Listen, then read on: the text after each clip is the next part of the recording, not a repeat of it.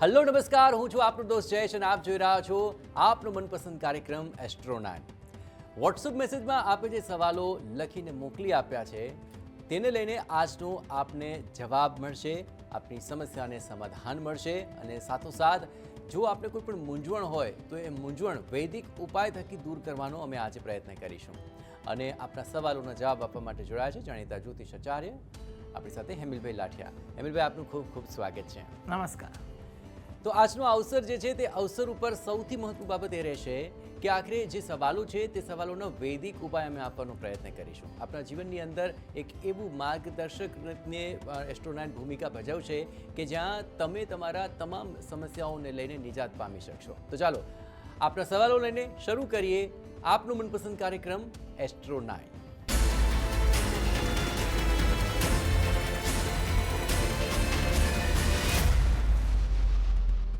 એસ્ટ્રો9 કાર્યક્રમની અંદર એ સવાલો કે જે આખરે મૂંઝવણ સુધી આપને પજવતા હતા તેને પરિણામ સુધી પહોંચાડીને અમે નિરાકરણ આપવાનો પ્રયત્ન કરી રહ્યા છીએ। અને આજે તો અખાત્રીજનો શુભ અવસર છે અને આ અવસર ઉપર સૌપ્રથમ તો આ અવસરને સમજવાનો પ્રયત્ન કરીશું અને તેની સાથોસાથ આપણા સવાલોને પણ મેળવવાનો પ્રયત્ન કરીશું। હેમિલભાઈ, આખી સૌથી મોટી બાબત એ છે કે વિશેષ અવસર હોય ને ત્યારે વિશેષ બાબતો કરાતી હોય છે। અખાત્રીજે નવું વાહન ખરીદવું હોય, નવી શરૂઆત કરવી હોય, આ તમામ બાબતોને લઈને આ દિવસ મહત્વપૂર્ણ બનાવતો હોય છે। પણ અખાત્રીજનું આ મહાત્મ્ય શું છે અને ખાસ કરીને જો કોઈ સમસ્યા છે તો એ સમાધાન મેળવવા માટે કે પરિણામ સુધી પહોંચવા માટે આ અવસર કેટલો મહત્વપૂર્ણ સાબિત થશે? જી, જો જયેશભાઈ, સૌથી પહેલાં એ કહીએ કે અખાત્રીજ એટલે અક્ષય તૃતીયા, એટલે કે જેનો ક્ષય ના થાય એવી તિથિ। એટલે કે આ તિથિમાં જોઈએ ને શ્રી પરશુરામ જયંતિ છે, જે પરશુરામજી છે એ 8 ચિરંજીવીમાંના એક છે। એટલે સૌથી અગત્યનો આ તિથિ પ્રમાણે આ વસ્તુનો મેળ ખાય છે। એટલે આ દિવસે કોઈ પણ કામ કરો એટલે એ જેને કહીને લાંબા ગાળાનું સદા ચિરંજીવી રૂપનું ધારણ કરે। જ્યોતિષીય કારણમાં પણ બહુ સમજવા જેવી છે કે વર્ષમાં આ દિવસ એવો હોય છે કે એમાં સૂર્ય ઉચ્ચનો હોય એટલે કે મેષ રાશિમાં અને ચંદ્ર પણ ઉચ્ચનો હોય એ વૃષભ રાશિમાં। એટલે કે જે આપણે સૂર્ય અને ચંદ્ર જે પ્રત્યક્ષ દેવ છે એ બંને ગ્રહ એક સાથે ઉચ્ચ રાશિમાં હોય છે। અને બીજી પણ એક સરસ વાત આ અખાત્રીજના દિવસે બની રહી છે કે શુક્ર ગ્રહ બપોરે 3 વાગ્યા પછી વૃષભ રાશિમાં પ્રવેશ કરે છે। જે જોવા જઈએ ને તે વૃષભ રાશિના માલિકનું એનું આધિપત્ય છે।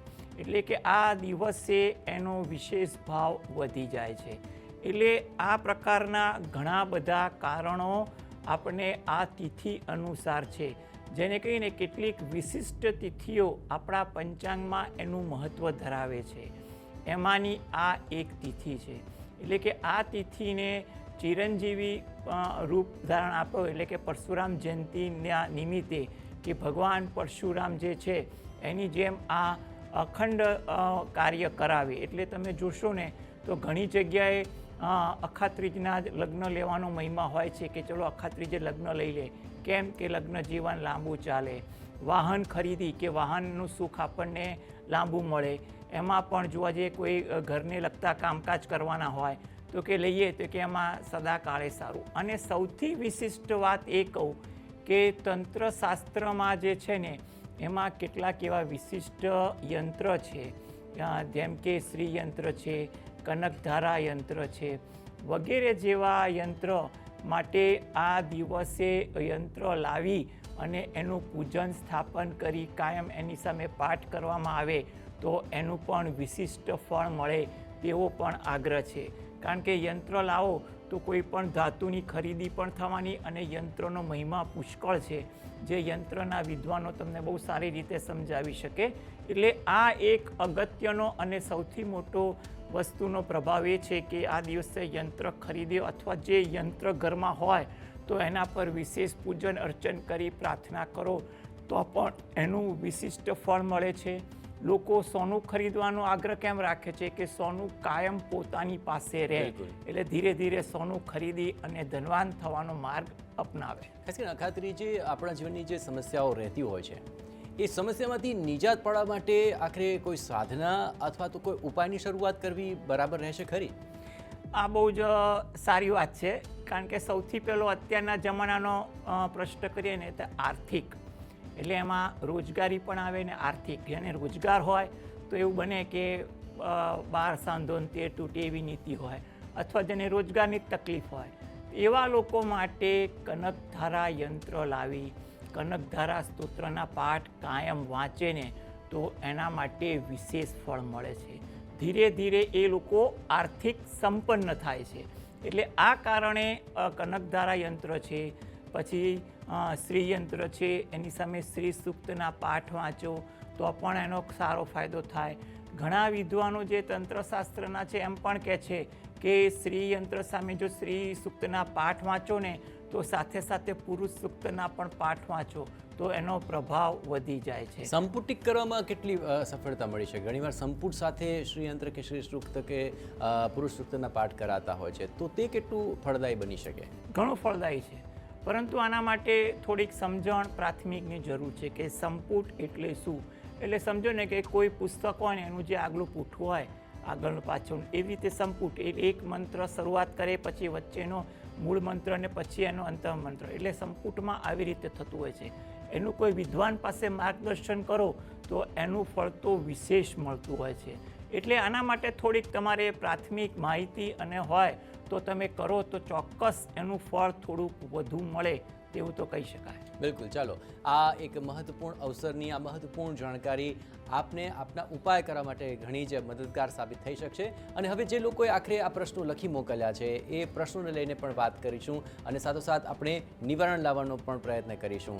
તો હેમલભાઈ, આપણી સાથે જે દર્શક મિત્રો આમ તો ફોન ઇનમાં જોડાયા છે પણ જે લોકોનો નંબર નથી લાગી શક્યો હોય તેમણે અમને વોટ્સઅપની અંદર પોતાના સવાલો લખી મોકલ્યા છે. તો સૌથી પહેલાં જે પ્રશ્ન જે છે આપણી સમક્ષ મૂકી રહ્યો છું કેવલભાઈ ત્રિવેદીનો, જેમની જન્મ તારીખ છે 19 જાન્યુઆરી 1989 અને સમય સવારે 7:40 તેમણે લખી મોકલ્યો છે અને અમદાવાદથી જન્મ સમય છે તેવી જાણકારી તેમણે આપી છે. સૌથી મોટી સમસ્યા લગ્નને લઈને લાગી રહી છે કે લગ્નમાં ઘણું જ ડિલે થઈ ગયું છે, જોઈએ તેવું પાત્ર નથી મળી રહ્યું. આખરે ક્યારે લગ્ન યોગ લાગી રહ્યો છે અને કેવું પાત્ર મળશે અને લગ્ન જીવન કેવું રહેશે તેને લઈને તેમણે પૂછ્યો છે સવાલ. આખરે કુંડળીમાં આ અંગેનું શું હોઈ શકે નિવારણ? જો લગ્ન યોગ અંગે વાત કરીએ તો સૌ પ્રથમ તો એટલું કહેવાય કે લગ્ન એનો સારા પાત્ર થશે. પાત્ર જોવા જઈએ ને હસમુખો, બોલવા ચાલવાની થોડીક વધારે ટેવ એટલે કે વાચાળ વૃત્તિ અને થોડા ખુશ મિજાજ દેખાવડા પ્રકારનું અથવા આકર્ષક વ્યક્તિત્વવાળું હોઈ શકે ખરું. આના માટે લગ્ન યોગ ગણતરી કરીએ ને તો હાલમાં તો લગ્ન યોગ ચાલે છે એવું તો કહેવાય જ.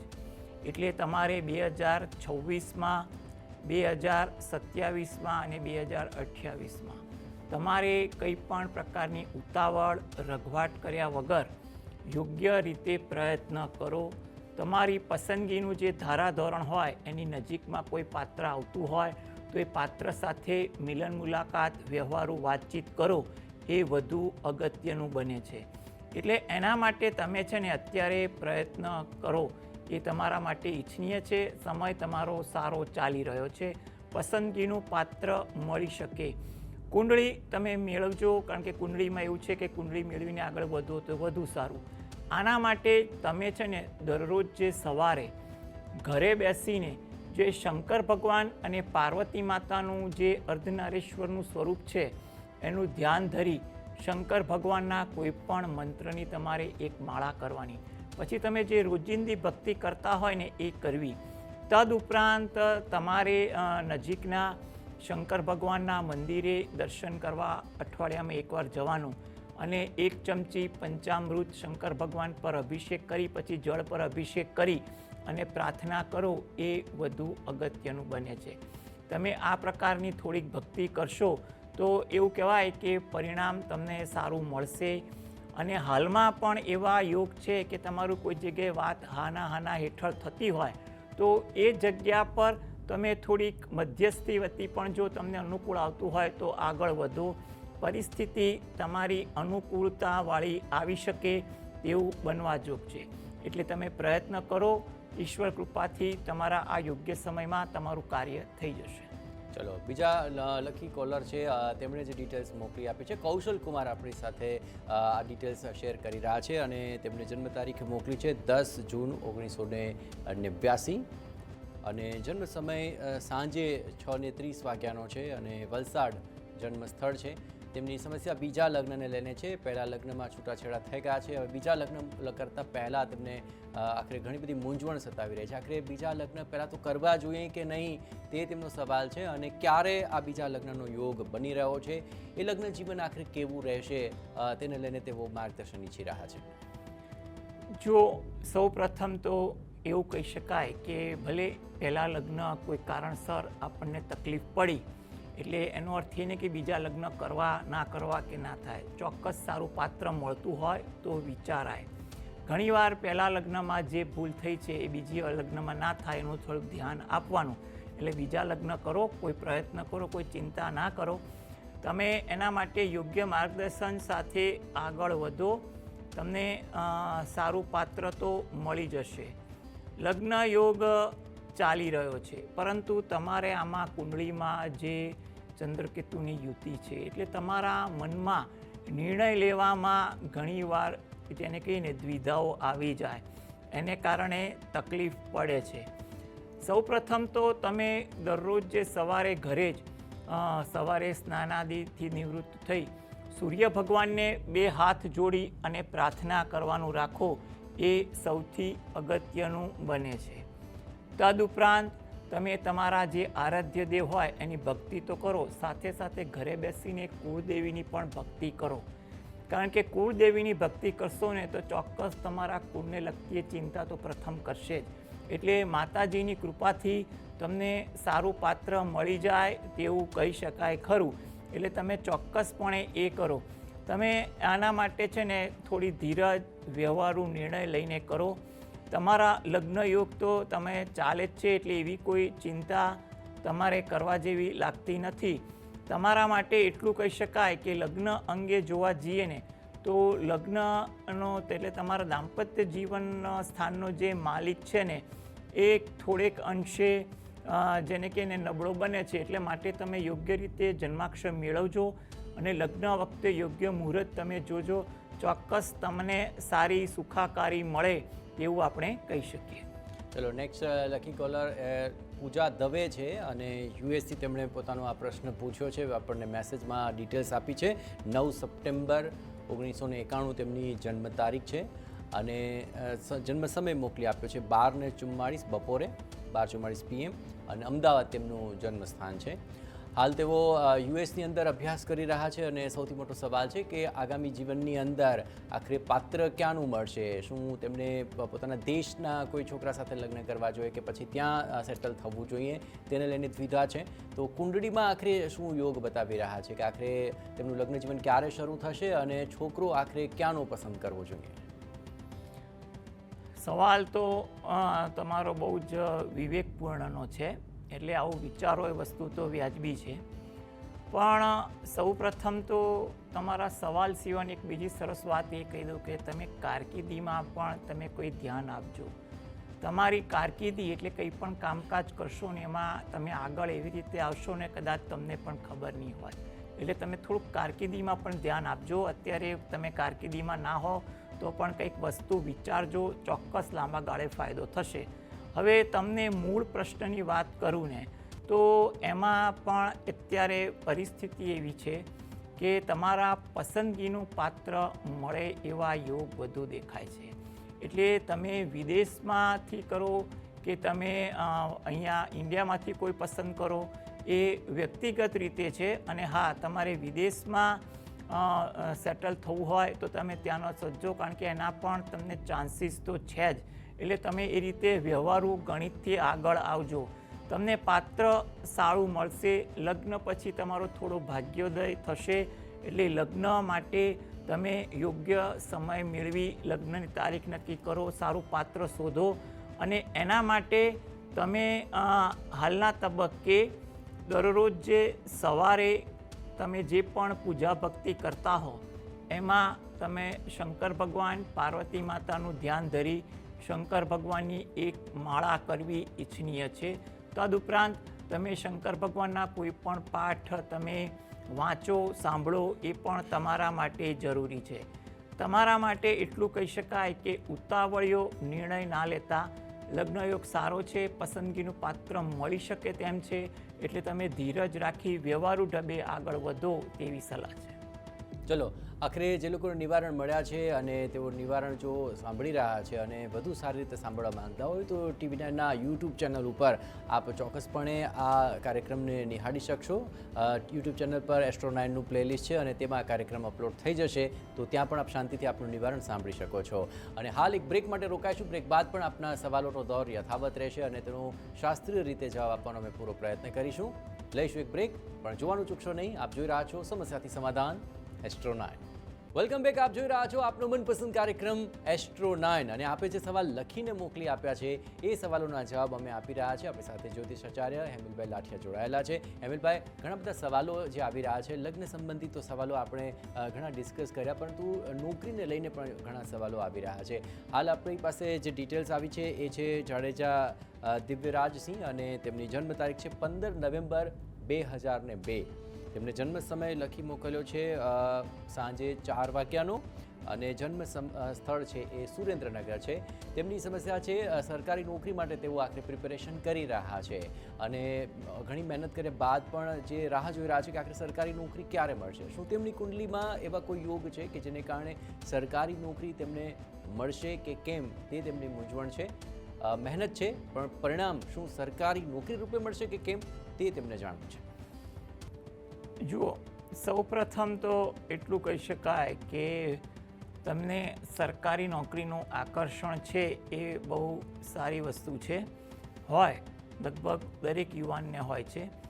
તમારી કુંડળીમાં ચંદ્ર મંગળનો વૈભવ યોગ છે, એટલે તમારી કારકિર્દી જે ક્ષેત્રમાં હશે ને એ ક્ષેત્રમાં તો તમે આગળ આવશો અને સારી રીતે જેને કહીને આવક પ્રાપ્ત કરશો તેવું તો ચોક્કસપણે કહી શકાય.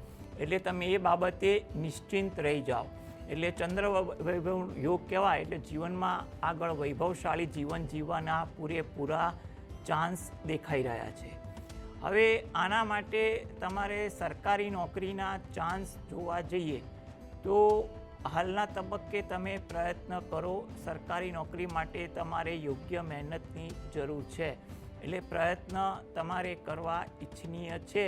એટલે તમારું જો હાર્ડવર્કની પણ સ્માર્ટ વર્ક હશે તો તમને સફળતા મળી જશે ખરી. આ માટે તમે દરરોજ જે સવારે ઘરેથી જ સૂર્ય ભગવાનને 2 હાથ જોડી પ્રાર્થના કરો, ગાયત્રી ચાલીસાના પાઠ એકવાર વાંચો અને દત્ત બાવનીના પાઠ વાંચો. એ તમારા માટે વધુ અગત્યનું છે, જેથી કરીને તમારે સ્પર્ધાત્મક પરીક્ષા અંગે તમને સાનુકૂળતા રહે. તમારા માટે એટલું કહી શકાય, સ્પર્ધાત્મક પરીક્ષા માટેનો સમય નવેમ્બર 2026 પછીના 2 વર્ષ સારા છે. એટલે જે પણ તૈયારી કરતા હોય તે સારી રીતે કરો.